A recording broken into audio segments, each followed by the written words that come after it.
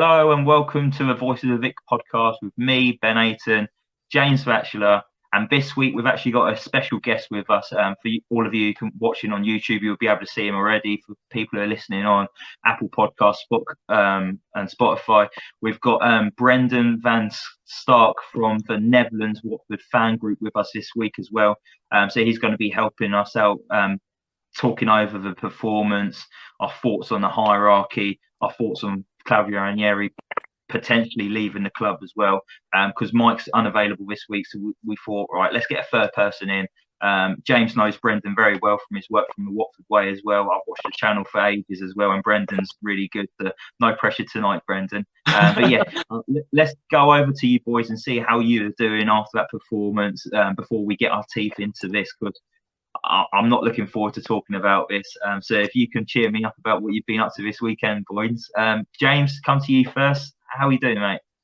I'm very well. I mean, the match had a little bit of everything. We had fireworks, we had a red card, we had floodlights failing, we had a 3-0 loss, we had an own goal. There was lots and lots of stuff that happened in that match. And basically, obviously the match happened on Friday. I've just tried to forget about it, enjoy my weekend. Actually, literally 10 minutes before I come on this podcast, we just found out that in our kitchen, we've actually got a water leak. So we've had to phone up the insurance people. We've got a plumber coming out tomorrow. So that's a little bit annoying. Tomorrow? But apart from that, that's going to lose a lot of water if they're coming out tomorrow. No, there's not this much water. We took out our washing machine, we took out our oven. Yeah, it's very annoying, but hopefully the plumber can come and get that sorted tomorrow. And apart from that, I've had a pretty uneventful weekend. Just trying to forget about the result really. And luckily the game was on Friday, so Saturday and Sunday, I was free just to do what I wanted really. Brendan, obviously you watched the game. How was your weekend? Yeah, just Friday start with work. Finish early. Thanks for having me on, by the way. But finish early with work, so I was able to, so just missed the first 5 minutes. Go on my bike to my house and watch the game. Unfortunately, of course, the loss. And then Saturday afternoon, got a match. Started as left midfielder. 5-0 down at the break. We came back to 4-5, scoring by myself, so that was lovely. Lost 5-8, so just friendly game. So nothing happened really there. Move on to Sunday, get a call in the morning from my boyhood club, Sparta Eredivisie. Can you help us, because we have a COVID situation with one of the bar boys. So can you be there tonight? Well, I said yes. So went to the game just 1 hour ago, came back home, lost 3-0 as well. So not the results as I want this weekend, but it's weekend, so you have to love it. You have to be a bit of relaxed, but yeah, unfortunately not the results we want. No, you've not had a very good weekend results-wise then. If you've lost yourself, Watford's lost and Sparta Rotterdam's lost as well. Yeah. They say things happen in threes, so maybe that's hopefully that's all that's going to happen to you, mate. But yeah, thank you very much for joining us tonight. And as I say, Brendan is from the Netherlands Watford supporters fan group, which he's set up himself.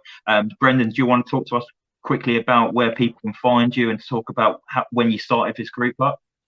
Yeah, I started a group in, I think it was May 2020. When we are in lockdown, send an email to Watford. Is there any official supporters group in the Netherlands? No, there wasn't. Watford asked me, "You want to start up one?" Of course, I want.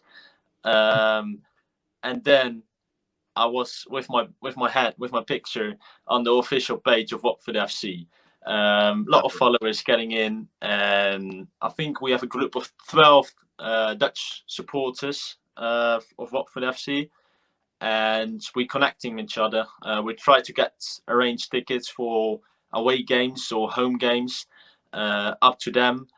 And we try to keep a meeting somewhere else in May when it's possible in the Netherlands with COVID situation.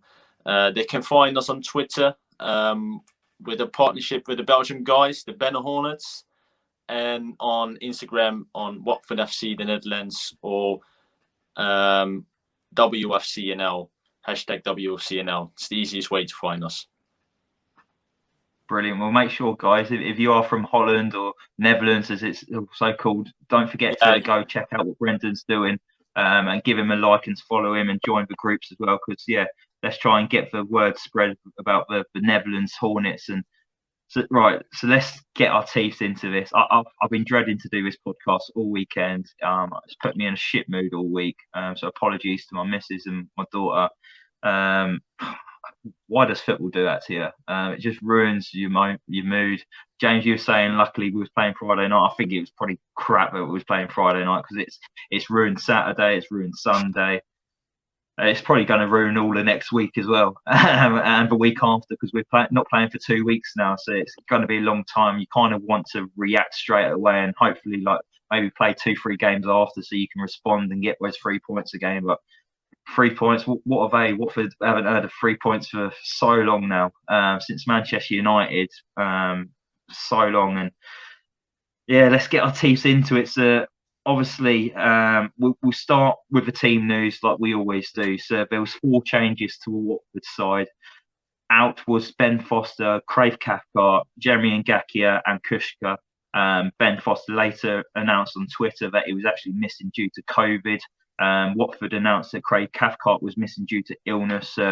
I'll leave that with you to make up your mind whether he's got it or not. We all know that Watford don't announce if the players do have COVID or not, so it's fully up to them, and it's up to the personnel to announce if they want to or not, like Ben Foster has done on his Twitter page. So to replace those 4 players that went out was Dan Batman, who returned back in goal. Christian Cabaselli came in for his first start of the season. Kiko Femminia came in at right back, and Tom Cleverley returned into the midfield as well. So if you're unsure of the actual starting lineup, it was Dan Batman in goal, right back Kiko Femminia, Christian Cabaselli. Samir came in for his home debut.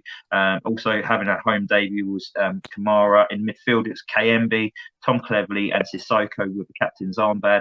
And the 3 up front was Emmanuel Dennis, Joshua King, and João Pedro. Obviously, leading up to the game, we all received an email. Whoever had tickets for the game, had season tickets for the game, we all received an email from Moussa Sissoko. We've got his signature now. It's on the bottom of the email.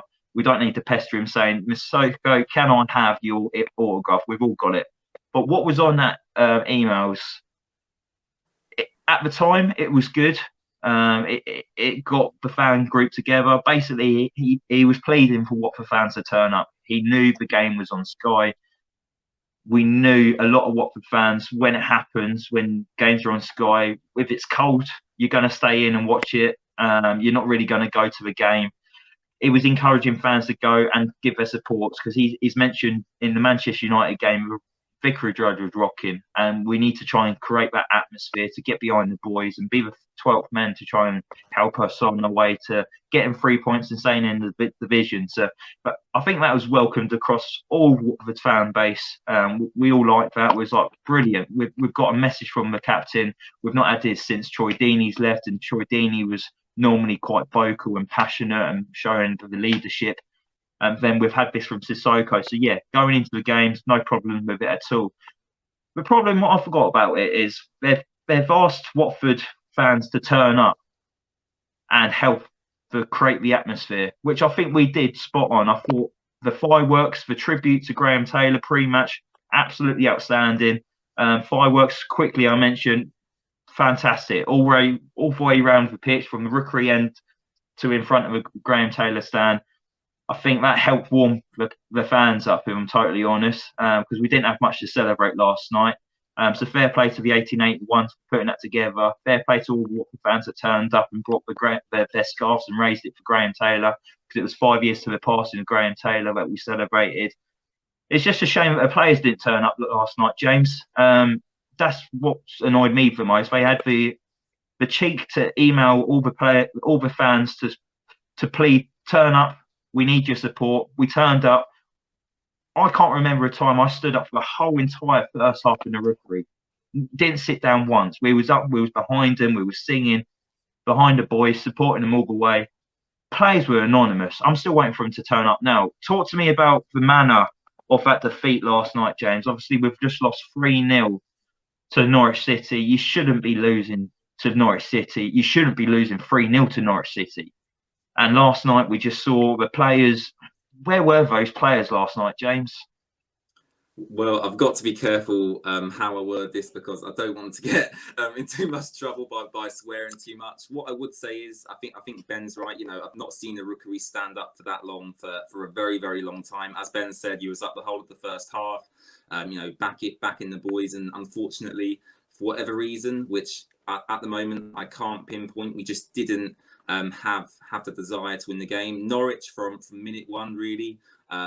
Looked up for it. You know, the first half, actually, I've got to be honest, the first half wasn't actually too bad. I think that overall in that first half, we was probably the more dominant team. And me and Ben spoke at half time, actually. And we said, you know, we were relatively happy with how that went so far. Obviously, we wanted to then go on and win the game, which we'll talk about in a second.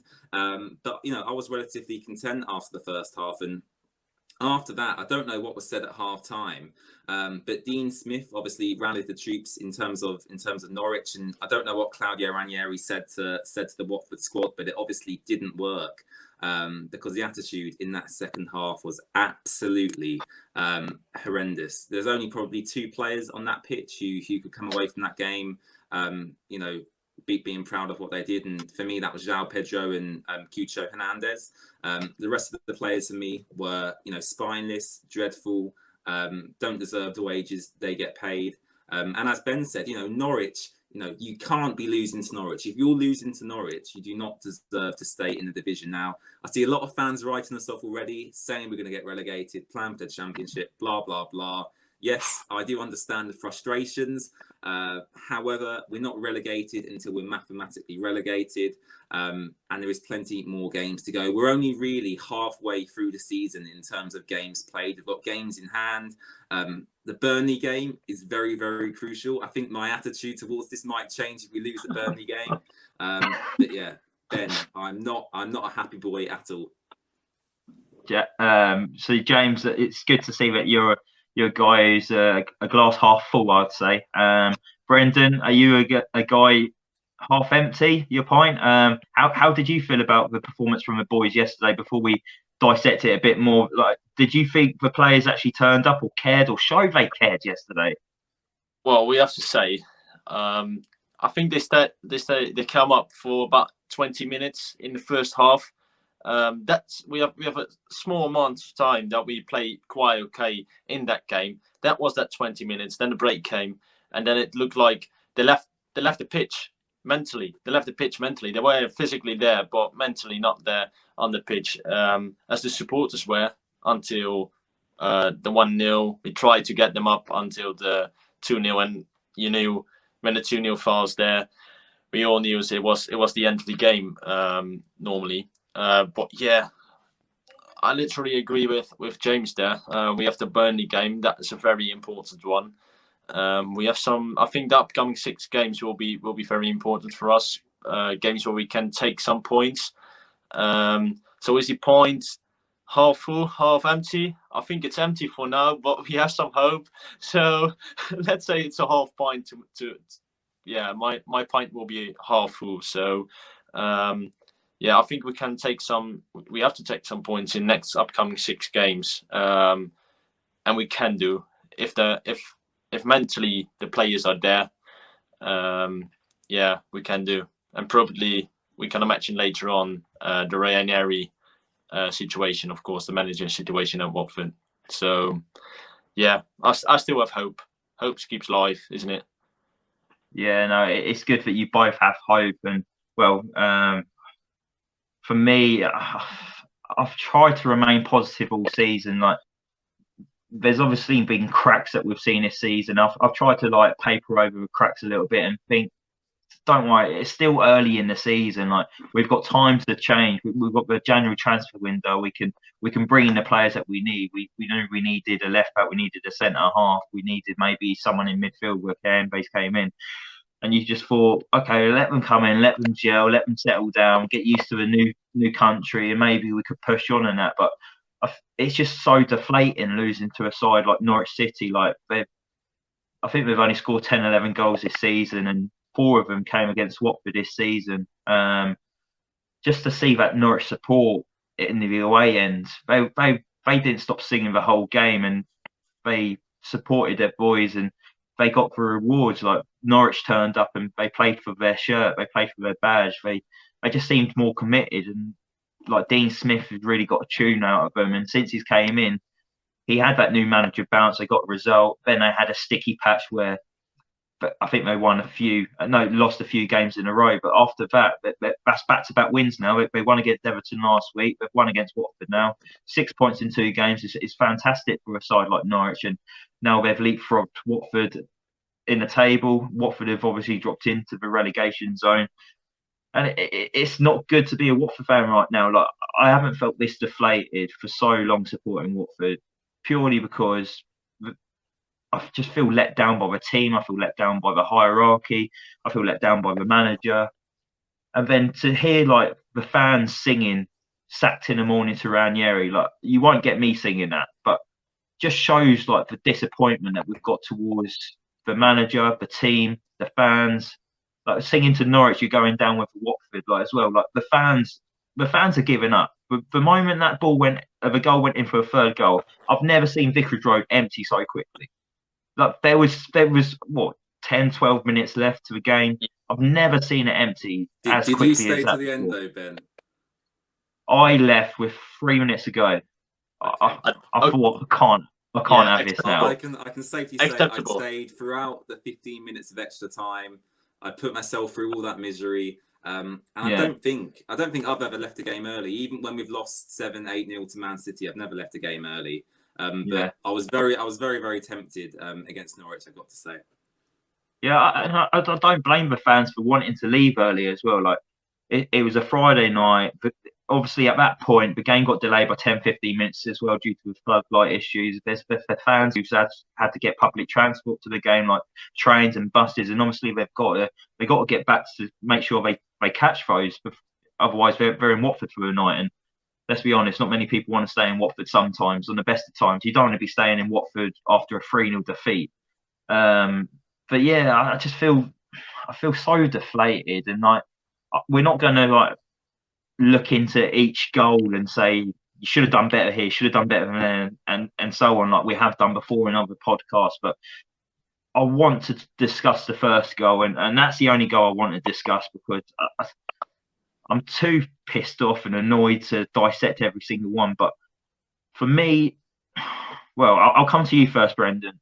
Samir should be doing so much better. Yeah. I don't know if he's naive because he just came over from Italy. I don't know if there's minimal contact in Italy.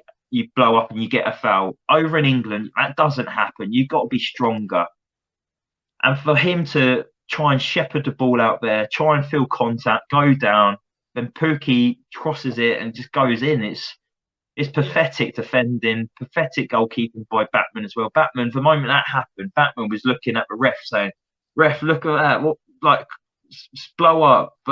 And then his eye was off the ball, and then next minute, Pukki was bringing the ball closer to his goal, and then you see Batman having a look at his post to see whereabouts he is positioning wise in front of his goal, and then the ball's ended up in the back of the net. But Brendan, do you think it's down to Samir coming from Italy and like him expecting that would be a foul over there to what it is over in England? I don't know if that's the thing. I think he overrun himself. It looks like on telly that he overruns himself and tried to get the contact with Pukki and tried to save himself from a mistake to go down and to get the free kick there. But as I knew the Italian competition not that good. I think they are quite defensively in that competition. They quite, if you look to Cellini, Stefan de Vrij, Denzel Dumfries, say some Dutch names who are playing there, Matthijs de Ligt, they're all big guys. They all try to force you down and things like that. So I think it's not the way that the ref have to blow the whistle. It's more the way that he tries to save his ass, if I can say that,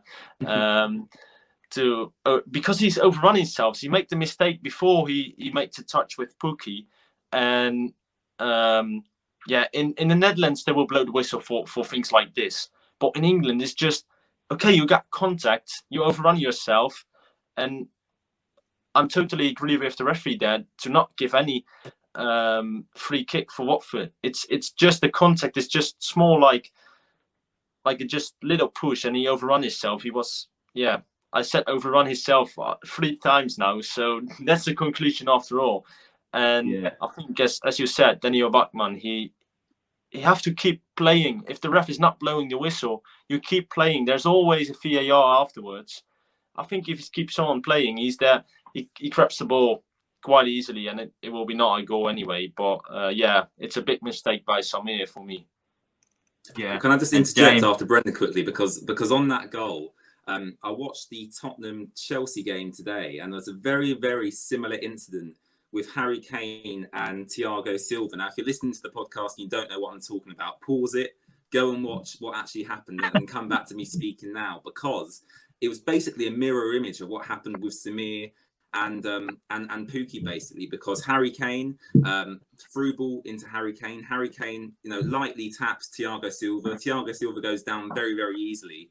Harry Kane scores the goal, but then the referee blows up, and basically they rule out the goal. So the opposite things happen there. Obviously, the Norwich goal was given, but in the instance of Harry Kane and Tottenham, the goal was disallowed. So as Brendan says, yes, obviously in our game the goal was given, but in that game the referee and VAR decided the goal should stand. So for me, I do think the goal should have stood because Samir went down too easily, but I think there still is issues in terms of consistency with referees, because we've seen 2 instances there in 2 separate matches where 2 different decisions have gone different ways. So I think for me, there's definitely still a consistency issue with VAR and referees when they make them decisions. Yeah, but I'm going to stay with you, James, with this next one as well. Daniel Bachmann, talk to me about Daniel Bachmann and his performance. The one thing that stood out for me was, I think 5-6 minutes into the game, Watford wanting to do a quick counter attack with the ball in the hands of Dan Bachmann. He winds me up so much, mate. Like, it's not the first time he's done this. I think he did it in the last home game as well, where he wants to do a quick counter attack, and he's looking for the players to move up the pitch quickly. But for me, Dan Bachmann doesn't release the ball out of his fucking hands. Like he just I know what you're throws his talking about, hands Ben, in the air and because jumps he's in waving his his spots and pulls arms his around. shorts up. I think he's doing it Like, more for the crowd rather than anything, because I think both yeah, of our but then goalkeepers have... Sorry, go on, Ben. might have done that for the crowd. But for me, if anything, that got the fans on the back of Dan Bachmann straight away. And the moans and the groans started then, and it was unnecessary, and it didn't need to happen, and it was all falls down to Dan Bachmann as well. And I'm fed up with him being the big I am, all because last summer I think Arsenal showed interest in him, Ajax showed interest in him, and Watford said we're not going to sell him, and I think maybe rumoured to maybe have a £15 million offer for Daniel Bachmann in the summer. I know hindsight's a lovely thing, but don't you wish now, James, that we took 15 million for Dan Bachmann and reinvested it, or even brought in the goalkeeper we've just signed from Brendan's second side over in Holland's Sparta Rotterdam? Like, we should have maybe looked to get him in earlier, because Dan Bachmann's irritated me so much. And I know I'm kind of pointing the finger at him, but he's wound me up the last couple of games now, and I think he's wound up a lot of Watford fans, and we're all on his back now, but he's only got himself to blame. As you say, Ben, I think hindsight is a wonderful thing. Of course, looking back at the game, yes, he should have done a lot better than he did for all 3 goals, I would say. And going back to your issue regarding distribution as well, I think both of our goalkeepers, Foster and Bachmann, have a real issue distributing the ball. I think Foster holds on for too long. I think that's come from his time at West Brom under Tony Pulis. And Bachmann, I've said this before, he talks the talk, he doesn't walk the walk.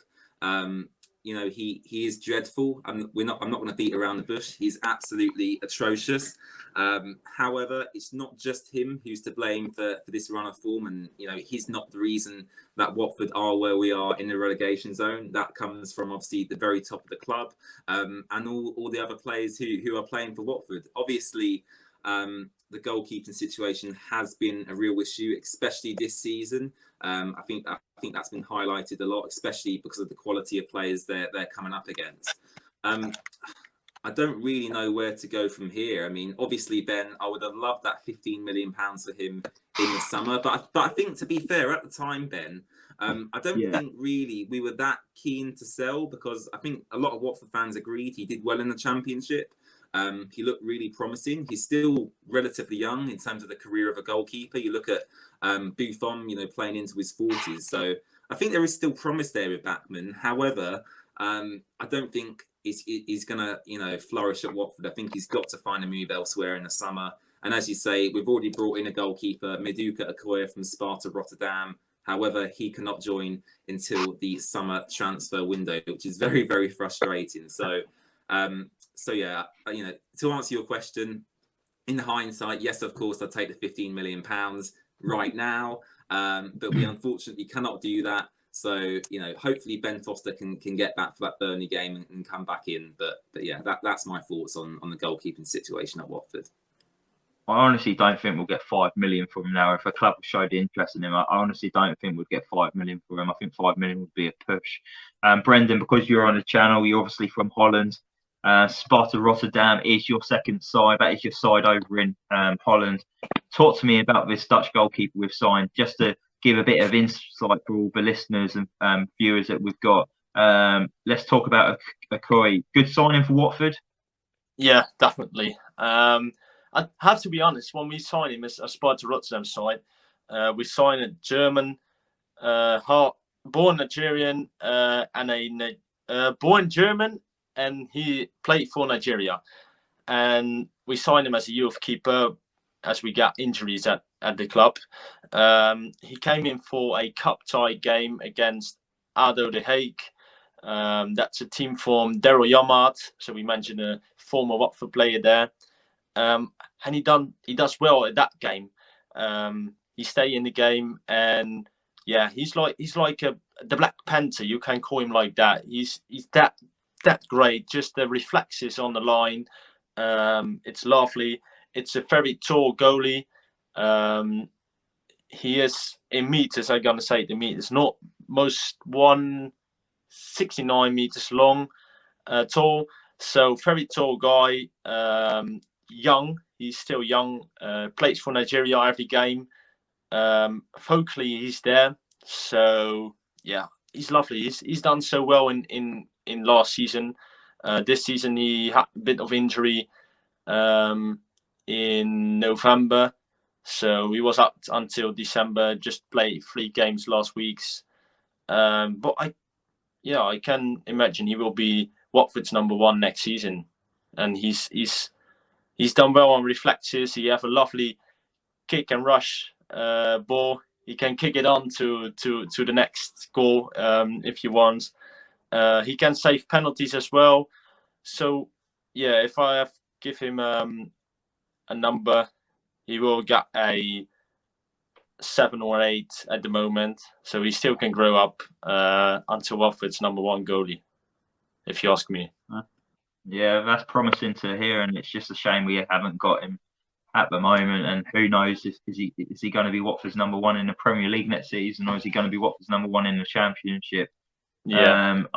I imagine if we're in the Championship, he might want to get a loan elsewhere, because he's probably been promised Premier League football. So I don't know how that's going to work out. I'd love to see him stick with Watford. But we'll Ben, see what happens. I think if we're going into the Championship, he would have stayed to Watford, because going from top division in the Netherlands to the Championship is still a tier higher, in my opinion, where he plays now. Yeah. Because the Championship is just a little bit better than the top tier here in the Netherlands. Outstanding than Ajax, PSV, Feyenoord, and AZ Alkmaar. But yeah, if you play Sparta into the Championship, probably they will go down. So that's how it stands, and I think he will be happy as a Championship player as well. Yeah, that's refreshing to hear. So yeah, hopefully he'll be here, whatever division we'll be in next season. And let's talk about Emmanuel Dennis, James. For me, since that call up with Nigeria, he's not been the same player. I know it's easy to use that as an excuse, but I think his attitude's not been great since then. Things haven't worked out for him. I'm not even sure if he has scored. He scored against West Ham, didn't he? He scored that beautiful goal against West Ham in the first half. But other than that, since the call up, it's not really done much. He got subbed off at Newcastle. He was sent off Friday night for one silly yellow card. The first one, I think, he just got there a little bit too late, and he was always going to get a yellow card for that. The second one was needless. He didn't need to go in for that. I think that was just frustration from Emmanuel Dennis' point of view. But what's going on with him? Like, we've all heard about Emmanuel Dennis and his attitude problems, and it's hard to get a tune out of him sometimes in his previous club. We've seen Emmanuel Dennis who's maybe sulking a little bit for not going to Nigeria, and now we might have some attitude issues with him.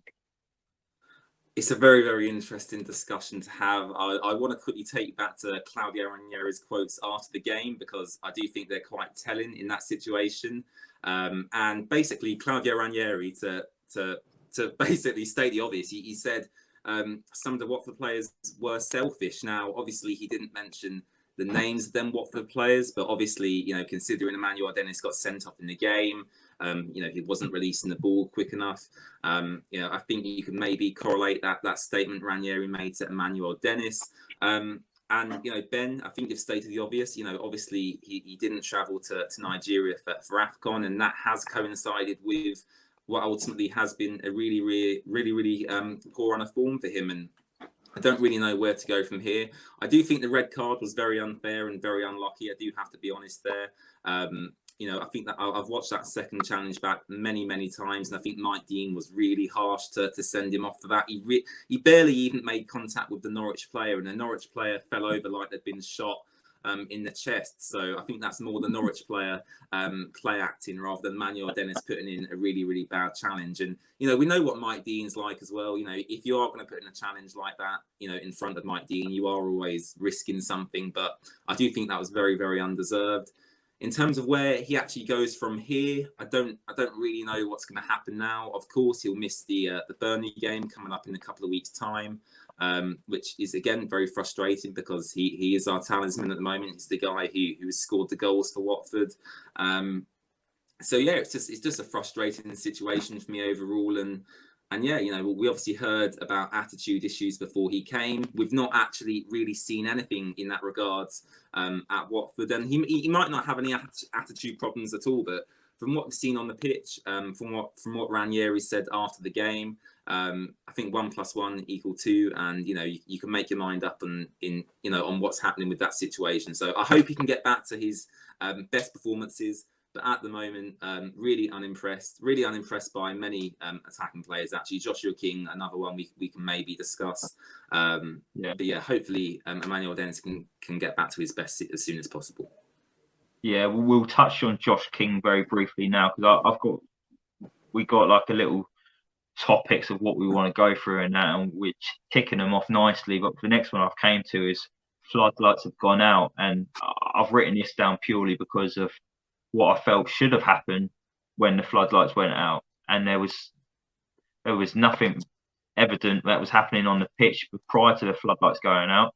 So in my eyes, I was thinking, this is a perfect opportunity to have another team talk. Let's get the lads in, let's have a huddle, and let's try and sort out a plan to try and get back into the game. Because prior to that, we were losing, we weren't in the game, there was no intensity. We were just poor. There was no one showing they wanted the ball. There was no desire. What was the score at that point? We were 2-0 down at that point, weren't we? It was 1 or 2-0 down. I can't remember. To be fair, it's all a big blur. But yeah, should have organised a team huddle. So I'm putting that down to Claudio Ranieri. I'm putting that down to the leaders in the side, if there is any leaders in the side, because on yesterday's performance, it's evident that there was no leaders showing yesterday, and that's surprising when you've got the likes of like Tom Cleverley on the pitch, who's had to catch him in armband before. You've got Musa Sissoko, who's got captain at the moment. You've got experienced players with like Christian Cabaselli. Not one of them's like, come on, lads, let's get in. Let's just talk about it. But Josh King, for me, was worst of a bunch in that situation. slowly there was a little trickle of players heading back to the touchline to get a drink of water, seeing what Claudio might say or his assistants might say. But there was Josh King over towards in between maybe the centre circle and the Graham Taylor stand, crouched down. A good 30 to 60 seconds he was crouched down, the only person to cover that area of the pitch. And I just thought, what is wrong with you? Like, we've heard about the attitude problems from Joshua King at Bournemouth when it was starting to go sour. There was another highlight for me as well with Josh King where we was on the attack and he was way offside. He was in an offside position by about 15, 20 yards. Oh my God. And he was just standing there, or he was slowly walking back into the onside position. But there was no urgency from him. I was thinking, what is wrong with you, man? Like, come on. Like, he hasn't scored a goal for absolutely ages. Last goal that he scored was in our Premier League win at Leicester City, and that was a penalty. So he scored from a penalty spot. Well done, Josh King. What else has he really contributed lately? Because his pressing's not really been there since, I don't know. The pressing, I want to talk about that as well. Like, how's Claudio Ranieri's pressing game gone? Because that's not been evident since the Chelsea game. We've not seen it against Man City, which is probably why we wanted to sit back against Manchester City, because if you're going to press them high up the pitch, you're going to be picking the ball out of the back of the net 5 seconds later. But against the West Ham game, there was none. Against Spurs, there was none. Leicester, there was none. For the Leicester FA Cup game, there was none. Like, where's that gone? Is he suddenly changed his philosophy and being like that? Let's not do the high press anymore, because it was working. We just needed to shut out the back door, and we needed to be a bit more defensively solid. But that was down to individual errors. So, Brendan, let's talk about Josh King. How do you feel about Josh King and what is contributing to Watford at the moment and his attitude? Yeah, I don't know if you guys get it in the stadium when Sharp Petra go for own opportunity on goal. Yeah, in the first half. Yeah, I think it was in the first half, and Josh King was quite in a good position and don't get the ball. He was furious on Sharp Petra, and Sharp Petra was saying, "Okay, come on, we have to go on, and next time we will play it to you, and you have to score." And you saw King was keeping furious on Sharp Petra, and that's the thing. You have to move on after a situation like that. Okay, you'll be furious for 30 seconds, half a minute. It's okay. Give each other a hand, heads up, and move on to the next situation. He didn't. He kept it in his mind for 20 minutes. It looks like. I didn't see what happens after the lights go out, but if you do like that, just go into the dressing room or something like that. Even Mike Dean is asking, "Can we start? Can we not?" Just go inside with 11 guys. Go inside, get each other up, heads up. We were 1-0 down in that moment, if I'm not mistaken. Just one goal, guys. Come on. Things like that. Just to talk. Just as you said, we got the Cabaseda there. We've got Sissoko there. We've got Cleverley there. There are 3 guys to keep it, to do it. And if something happenings like that with Josh King, someone they have got to talk with him. Just 4 eyes. Just get with 2 people. Just talk with him and get him up and get his head up. Yeah, and then what was the situation afterwards? You mentioning there. I forgot your second question. Don't worry, I've kind of forgotten a little bit as well. I'm just ranting about it, absolutely everything at the moment. So yeah, don't worry about it.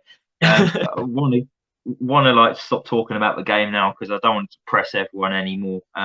Obviously, Watford ended up losing 3-0 to fellow strugglers Norwich City. Norwich have moved the bus in a table now, and obviously the final whistle went. Rumours start spreading about Claudio Ranieri maybe leaving Watford, and it took him a long time to come out of the dressing room to go to Sky to do an interview. He obviously came out and said he's got a good relationship with the Pozzos, which he's known for a number of years. But since then, I think deep down all Watford fans knew after 10 defeats in 13 games, the writing's on the wall. it's not been good enough. It's not been pretty. For me, he's picked up 2 victories in 14 games. 2 victories against a poor Everton side managed by Rafael Benitez. I don't think that was a massive result. I know we came from behind a couple of times, but it was a poor Everton side. We're beaten. Manchester United at home, another fantastic result against a side struggling. Manchester United struggling as well. We've picked up victories against teams who are struggling this season. Opening game of the season, Villa was depleted by COVID, injuries. We caught them on a good day and won. We caught Everton on a bad day and won. We caught Manchester United on a bad day and won. We played away at Norwich and picked up 3 points, but they were struggling at the time as well. We've not done massively great under Claudio Ranieri. So the writing was on the wall. He's a lovely guy, but for me, you can't lose 10 out of 13. You've got to do more. So for me, I kind of wanted him to go. It's not been announced yet, but before we came on air, news was breaking from the Telegraph that Watford were looking to make a change. It was Jason Bent from the Telegraph saying that Claudio Ranieri will be sacked by Watford once they have identified his successor as head coach. The dismissal of a 70-year-old Italian could come this week, with the Premier League strugglers targeting out of work head coaches who can take over immediately. Where have we heard that before? Out of job head coaches. It's frustrates the Watford fan base again, really, doesn't it? It is understood that the club wants to make the change quickly to give the new man as much time as possible to prepare for the crucial fixture against Burnley. It goes on to say that Fabio Cannavaro, who was interviewed last week for the Everton job, and he was actually in the stands for Watford game against Liverpool earlier on in the season, has been linked with the Watford job with taking over, but it's understood that he's not interested. And to be honest, I don't blame him for not wanting to take the job. Who would really want to take this job at the moment? Unless you want to take a job for 6 months and receive a massive payout at the end of it. There's not much really to be attractive about Watford at the moment. James, do you feel sorry for Claudio Ranieri? Is he a bit hard done by to lose his job after the run of fixtures he's had, the COVID, the injuries? Like, do you feel sorry for him? I do feel really sorry for him, actually, and I think really he's not to blame for any of this at all. Yes, obviously, as you mentioned, Ben, the run of form should have been better. He should have done better in several games. West Ham was a real opportunity. Yesterday was obviously a real opportunity against Norwich. And there's a couple of other games as well. Chelsea, we should have done better. But to be honest, it's just collateral damage. And, we're just restarting the process again. In terms of who I'd like to bring in, obviously, as you say, it's pretty much been confirmed there by the Telegraph. He has been sacked. I believe he was pictured leaving Heathrow Airport earlier today as well, which is such a shame. But there we go. Claudio Ranieri is off. Lovely guy, same as Isco. Really, really nice guys. Wish them all the best. And unfortunately, because of these ridiculous owners we've got, they're just they're basically just dog food to the owners. They don't care really. They'll just bring in someone else, and another 6 months time, another guy will be sacked. I think Diego Martinez is a good option. Frank Lampard, a good option as well. Wouldn't mind bringing in Frank Lampard. I think for me, we just need someone who, when the going gets tough, we stick with them. If we bring Frank Lampard in, if we bring Martinez in, whoever it may be, if they lose 10 games in a row, just stick with them. If we get relegated, just stick with them. Build a team to match their philosophy. Don't bring in these random players from Colombia, Italy that we've never heard of. Buy players the manager wants to fit their philosophy, and they can get because Watford don't have a style of play. If it's not hard, is it, James? Well, Ben, if someone asked you right now, in fact, let me ask you right now, right? What is Watford's style of play? Because I've got no idea whatsoever. I've got no idea whatsoever. Exactly. Brendan, what's Watford's style of play? I don't know, mate. Which manager? You don't know. I don't know either. And I think what we need to do is, when was the last time Watford had a manager who was at the club for over, let's say, 2 years? Because off the top of my head, I can't really, in the last 5-8 years, think of someone who's been here for that long. It's absolutely ridiculous. You look at Burnley, what they've done with Sean Dyche. They've been awful this season. Same as Watford. We've both been just as bad as each other, but they're stuck with Dyche. They've got a good draw against Arsenal today. The football might not be pretty, but I guarantee you, if they stick with Dyche until the end of the season, they've got a much better chance of staying up than Watford. And that's the real issue for me. We need to stick with someone. I was very happy to stick with Ranieri, regardless of what happened against Norwich. So yeah, for me, it's just a ridiculous situation. I am getting to the point where I'm starting to question Scott Duxbury's position, Gino's position. I really am, because I think it's getting to the point where it is ridiculous. I know people always say, but James, they saved the club, blah, blah, blah. I don't care anymore. They saved the club. Fantastic. That's great. They've done their job. They solidified us in the Championship. They built a team to get us promoted. We reached the FA Cup final. Ever since the FA Cup final, we've been on a downward spiral. And ultimately, they've taken us as far as they can. Nearly every club in the Premier League is owned by a billionaire owner or a club that has significant backing from investors. It's only really us, Burnley and Norwich, who have owners with little funds to fund the club. And you can see where we all are in the table. So I think Gino needs to look to potentially sell the club, or at least get external investment to build a better playing squad, and ideally for me, give Watford a philosophy again, because we've not had a philosophy for many years. Yeah, it's going over to the hierarchy side now. Like with the Pozzos, I'm not like in the camp of saying Pozzos out, because I don't. But they've made mistakes, and it's evident that they had made mistakes, and the main mistakes have all happened since our FA Cup semi-final. Since then, it's been mistake after mistake. Getting rid of Habby too early into the season when they should have given him more time. They should have backed him. Like you say, James, when was the last time we've actually brought in a player for the head coach? It doesn't happen. We end up recruiting players in just because they're either cheap, they're young, and they've got a good resale. They can earn a lot of money for the club. Like, when was the last time we dipped into like the Championship and signed a form player? The Pozzos will never go down there and buy like a Jared Bowen, who's like banging in the goals to hole. He's got potential. He's going to kick on and take you to that next level. I'll tell you what's ridiculous though. We've signed Hassan Kamara, Samir, Edu Kayembe for Claudio Ranieri. And 2 games into them new signings being at the club, Claudio Ranieri has supposedly brought these guys in. 2 games in, he's going to get sacked. And these new signings are going to be under a new manager when they thought they were going to play under Claudio Ranieri. So, yeah.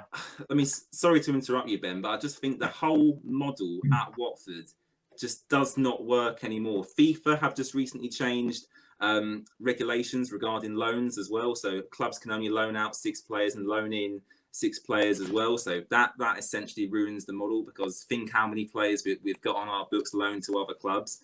I just think the whole structure of the club needs to change. As you say, Ben, we need to invest in young talent from the Football League. So yeah, it's just absolutely, for me, I'm just fed up of the situation. And ultimately, we're going to become a yo-yo club. We go down, have a great season, come back up, get relegated, go down, have a great season, come back up, get relegated. You know what? At the moment, I'll take being a yo-yo club, because I really fear for Watford if they get relegated this season, because I don't think we could bounce back. I think we're going to lose a lot of players, and I think it will take a while to rebuild to come back up. We might end up struggling and end up being like a QPR where you've got to strip everything back, and then you go again and you have to build with youngsters to try and get back into the division. So I would take being a yo-yo club to come back up next season, because honestly, I can't see it happening. But I just feel like with the Pozzos, their model is dated now. At the start, it was fantastic, and they was miles ahead of all the other club owners with like their scouting networks and all that. But other clubs have caught up with that now, and then maybe even gone a little bit further. Look at Brentford with all their data analysts that they do to recruit players. Like they've overtaken Watford in that department, whereas Watford are still back down at that level. And I just think that's really poor. The way they've neglected our youth system as well. They've kept it at like, is it? You might know a little bit more about this, James, but haven't Watford? They're like grade 2 or something in the academy league. So it means people in category 1, like the likes of Manchester United, Chelsea, Man United, Chelsea, Arsenal, like all the big sides, they can come in and basically poach all the younger talents from us.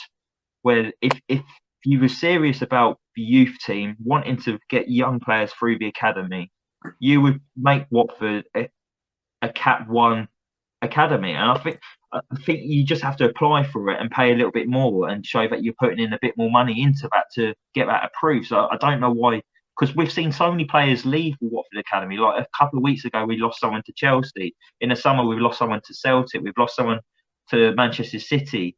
We've obviously lost Jadon Sancho, but that was going to happen because of the talent that he's got. But these other players, they're all getting poached from Watford.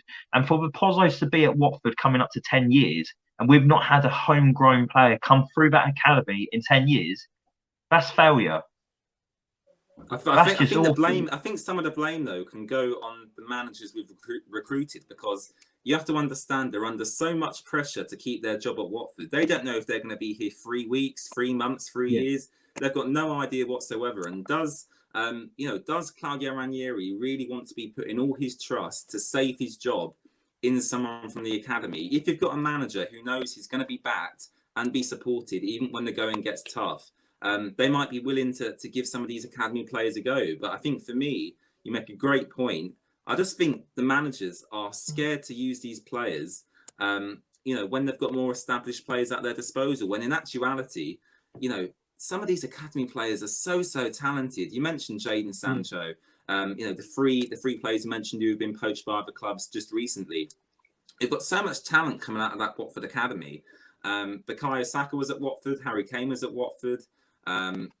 Galvez is a left back who recently went to Manchester City. You'll probably see him play for Pep in a couple of years. So it's so frustrating. I don't really have much else to say. Basically, as I said earlier, the model needs to change. I'd really like to get an English manager in who understands the fans, who understands the ethos of the club, who's willing to give these young players a go. It's just, I just find it all very, very frustrating. Yeah, I see where you're coming from as well. It is down to like the head coaches not being there long enough. Because I thought it before. It's like head coaches aren't there long enough to be having an eye on the younger players, thinking, oh, in a year's time, I'm going to have this lad and I'm going to show him this and improve his game, and then he's going to be on the bench for Watford, and then he's going to be, he'll be starting week in, week out for us, and we can see a lot of potential in him. Watford managers at the moment, they're at a club for maybe about 6 months and then they're gone. So then that head coach and the progression with that younger player would be completely gone, and it would have to start from scratch again. And then you got a new guy coming in, and he's like, who are these younger players? And it's like a good example of it. I know it wasn't academy players, but look at what Javi Gracia did with Domingos Quina in the Premier League. Like, he was nurturing and getting him up to speed to play in Premier League football. He was a bench player. He was coming in when he was featuring. He was playing well. And then obviously Javi's got sacked. He didn't really feature for the rest of the season after that, Quina. And then we know what's happened to him since. He is out on loan from Watford. He's gone to Fulham, and his career's gone downhill. I just feel like we haven't got the managers here long enough to try and get these younger players through. And like Watford being a side who pride themselves on younger players coming through, and like Graham Taylor having players from like the local area, we haven't got that now. And so many Watford fans feel so disconnected with the football club, and it falls to the door of Scott and Gino. I just feel like they have done brilliant stuff with the football club. Don't get me wrong, they have had success. But now I'm thinking there's probably been more disappointments than success. where do we go from here, Brendan? Like, do Watford actually? Do we just start preparing for the Championship? Because it doesn't look great at the moment. Well, I think that two papers on the table at the moment at Watford Football Club. To be honest with you, Plan A, staying up in the Premier League. Plan B, Championship side. We have to keep some players as we go down. We will lose a lot of players as we go down. But I love to mention a academy player coming up. Things like that we have a lot in the Netherlands, where the money is not like in England in the top tier. You get a lot of academy players coming through, making steps afterwards. What we saw at Sparta. I don't know if you guys, you all guys knew Anwar Ghazi starting at the academy of Sparta and then going on at Sparta, going to Ajax, and now playing for Everton. We see Dowson Dumfries playing for the national team, coming just from academy kids, and growing through a few steps, growing up to the top of Europe. So I love to see getting academy players through, as we see a lot in the Championship as well, where the academy players more get a chance than in Premier League sides. As we see Chalobah playing for Chelsea now, he did very well. So you got some players from the academy. They're going on and coming into the team. So that's always something to remind of, to get in your club, to get the fear in them, to play for your club, to play good. Let them make some mistakes. If they make mistakes, of course it hurts, but not that much. If like a Cabasela or a other Cleverley will do, or something like that. But to go on to your question about the plan A, plan B for Championship and staying up in the Premier League, it will be a hard one. It will be hard to keep some players like Sharp Pedro. Probably he will leave to a Premier League side. As we go down, Kiko will probably leave. Maybe Cabasela will leave. So I mentioned already 3 players there were quite important for us in recent seasons. But yeah, we have to change something into the higher tier of our club. Get some fresh energy in, and get some manager longer than 6 months, because as we saw with Cisco Munoz, he had 7 points after 9 games, I think, and he has been gone at our club. He's done better than Claudio Ranieri, if you see the numbers. So yeah, I think when Watford sat Cisco, Watford were 14th in the table. Yeah, they took the same amount of points at the moment, 7 out of 7 both. But Cisco get less games than Ranieri gets. So we have to get a bit of fear in our manager to keep him, to stick with him, as James said. As probably we can call Ronald Koeman. He's free agent at the moment. And there were some rumors that Pep Guardiola will join the national team of the Netherlands in this morning. Daily Mirror. Is that actually real? Yeah, I heard it on the telly this afternoon, but it will be some big rumors in the Netherlands. But just give Ronald Koeman a call, who was at Everton once. He did very well at the Dutch team. He makes from scrap a good team. He built a good team. So yeah, we can call him if Ranieri has been sacked. Do you have his number, Brendan? Do you have his number in your phone book? No, I don't have it. I will get a try to get his number to call him for the Watford job. Good. But yeah, we have to find a way. If we stay up, we can keep players like Sharp Pedro, of course. But we need some refreshments in the top of our club. Yeah, well, definitely. I agree with you, mate. It's the next appointments. I feel it's crucial for Watford and the Pozzos. Whoever we appoint, I just hope it's not a 6-month thing where they bring someone in and just give them a 6-month contract and say, look, just do a job this season, try and keep us up, and then we'll reassess things and probably look for someone else next season.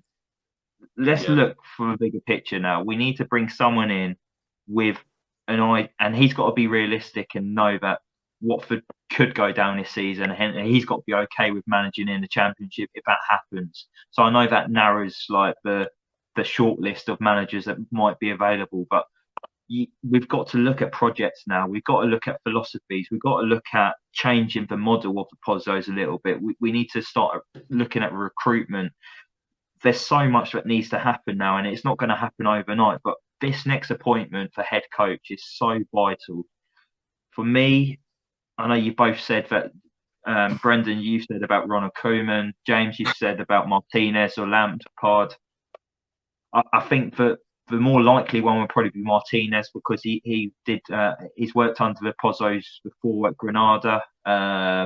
He took them from a second tier into La Liga Premier and took them into Europa League. I'm not saying that he's going to get Watford into Europa League, but his CV looks really impressive, and it was attractive football, and he was aggressive with his press as well. And I do think we've got the players to have aggressive press, and that should be our philosophy, really. But if that doesn't happen, then maybe I'd want Frank Lampard to come in. Someone the fans know, not because of the Watford connection, but because of how good of a footballer he was in this country, how passionate he was for Chelsea, the work he did at Derby County as well. The chairman backed him. I know Derby in financial troubles now because they over-backed him, and now they're really struggling, and I really hope the situation changed for Derby County, because they're a fantastic football club, and no football club should be going through what they're going through at the moment. To think that they could be out of existence in a couple of weeks is really terrifying, and I hope that doesn't happen. But the work that Frank Lampard did there to try and get them promoted, they got to the playoff final. They lost to an Aston Villa side who was a very good Aston Villa side. They kept the core of their Premier League side. Jack Grealish was in that, so it was always going to be an uphill battle for Derby to get promoted that season. But if we was going to go get someone who's English, I would probably want Frank Lampard. But you've got to look at the project now for Watford. You've got to look long term. You can't keep doing short term. I'm not saying give them a 3-year contract or anything, but let's look at a 1-year rolling contract or something, or a 2-year contract, and just say, look, even if we go down, you're our man. We're going to back you. I don't care if we lose 8 out of the next remaining games or something. You're our man. Tell me what players you want to bring in at the end of the season. Be realistic, and we'll do our best to bring those players in. Include the head coach in your decisions. Don't just be like, we've looked on YouTube, these 3 players look good, we've recruited them in, you do your best and try and get them to play a tune for you and try and keep you in the Premier League. It doesn't work like that. Like, come on, let's be realistic. But look, let's call it a day there. I feel a little bit better after ranting there. James, you feel better? Brendan, you feel better? I think so. My blood pressure's come down slightly. Well, maybe we can call Troy Deeney to get the manager job there. Stop with Birmingham. Come to Watford. Get us up. Stay us up there. Yeah. Well, the one thing that I do think we've kind of regretted this season is, I know Troy Deeney's kind of lost his legs and he wasn't going to be playing Premier League football, but for him to leave the football club and not be part of the coaching team with his knowledge, his care for the club as well, I think Watford have suffered massively, and I hope he does return in some kind of capacity soon, because I don't think he will have many years left, or a year left, or whatever. But he needs to come back to his football club and be installed, even if like an academy manager, and just work his way up, get his badges, because I know that's important to him. He wants to get his badges. But yeah, but let's end the show there. We've all had a lot to say. It's been, I feel a lot better after talking about that. Like, obviously I still feel numb about the performance and that. But it's been good to talk about what's the issues at Watford and giving our views and our opinions with that, and sharing that with all of our listeners and people that watch on YouTube. If you are watching on YouTube, don't forget to subscribe, like the page, comment on the below, and we do see all those messages that you give us. If you see this come up on Twitter, give it a retweet, let other people see about the Voices of the Vic. And just finally, just thank you for all sticking with us. I know we're going through a little Transition, period now where a little transition. Yeah, like thank you for staying with us through this transition where obviously Mike's not been available as often, or he hasn't been available since he's made his announcement, has he? But it's me and James doing it every week, and we're looking to get people on each week now to help us out. This week we thought we'd get Brendan on to help us out, so he's been our special guest this week. So thank you very much, Brendan, for joining us. We'll probably get you on again this season at some point. But yeah, if you're interested in maybe coming on and being a third member of the Voices of Vic, to be a special guest or something, let us know. Just drop us a DM and we'll see if we can fit you in this season, because it'd be good to get the fans' point of view. Like me and James are fans as well, but like someone who's not connected to the podcast to come on and rant about Watford, basically, because we're here to help. and this is a bit of a therapy session. So yeah, thank you for everyone for listening, and we'll be back soon. James came up with the idea that we'll do a podcast next week. It's the end of the transfer window next Monday, so we'll talk about what we've done in the transfer window. Hopefully we'll bring in a couple of more players, but why bring in players if the head coach isn't going to be? I don't know what's going on, but yeah, thank you very much, guys, and we'll see you soon. So come on, you all.